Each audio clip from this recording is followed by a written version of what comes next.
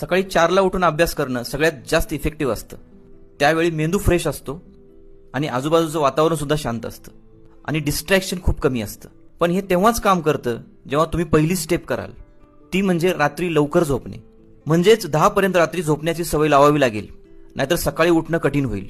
Step number 2, उठल्यानंतर 1 glass पाणी प्या. 1 ग्लास पाणी पिल्याने मेंदू लगेच ऍक्टिव्ह होतो. स्टेप नंबर 3, हलकासा व्यायाम करा 5 मिनिटासाठी. त्यामुळे तुमच्या अंगातला सुस्तपणा नाहीसा होईल. स्टेप नंबर 4, योग्य सब्जेक्ट निवडा. सकाळी त्याचाच अभ्यास करा जो तुम्हाला कठीण वाटतोय, जसं की मॅथ्स किंवा सायन्स. जो कोणताही तुमचा कठीण सब्जेक्ट असेल तोच सब्जेक्ट निवडा. स्टेप नंबर 5, योग्य स्टडी सेटअप. सकाळी उठून बेडवरच बसून अभ्यास न करता टेबल चेअरचा उपयोग करा अभ्यासासाठी. मगच अभ्यासावर फोकस राहील. ह्या 5 सवयी आजच स्वतःला लावून घ्या. नक्कीच तुमच्या अभ्यासावर फोकस राहील आणि अभ्यासात मन लागेल.